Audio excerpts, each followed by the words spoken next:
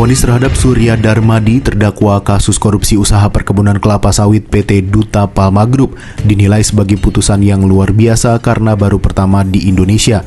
Majelis Hakim Pengadilan Tindak Pidana Korupsi Jakarta menjatuhkan pidana penjara selama 15 tahun kepada Surya Darmadi serta pidana tambahan berupa pembayaran uang pengganti sebesar 2,23 triliun rupiah dan kerugian perekonomian negara sebesar 39,7 triliun rupiah.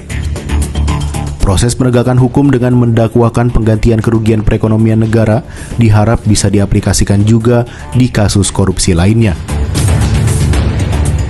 Peneliti Pusat Kajian Anti Korupsi Universitas Gadjah Mada Zainur Rohman pada Minggu 26 Februari mengapresiasi vonis Majelis Hakim terhadap Surya Darmadi.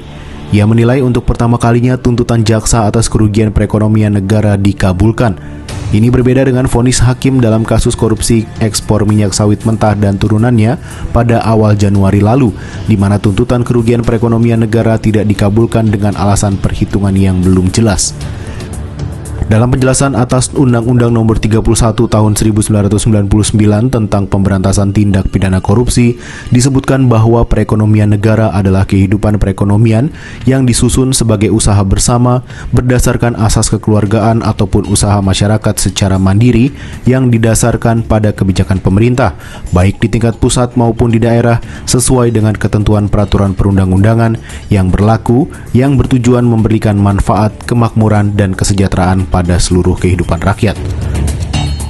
Lebih lanjut, Zainur menyebut kerugian perekonomian negara bukan hal baru dalam Undang-Undang tentang Pemberantasan Tindak Pidana Korupsi. Namun memang selama ini jarang digunakan karena dianggap belum memiliki kepastian hukum perihal perhitungan kerugian perekonomian tersebut.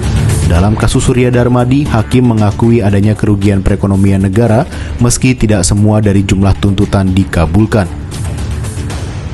Sejalan dengan itu, Koordinator Masyarakat Anti Korupsi Indonesia Boyamin Saiman menilai publik bisa menyaksikan bahwa dampak dari sebuah perkara korupsi tidak hanya pada hilangnya keuangan negara, tetapi ada dampak lain yang lebih luas. Menurut Boyamin, kerugian perekonomian negara bisa dihitung oleh ahli ekonomi yang menguasai ilmu akuntansi dan manajemen. Aparat penegak hukum lainnya juga diharapkan menerapkan pasal kerugian perekonomian negara.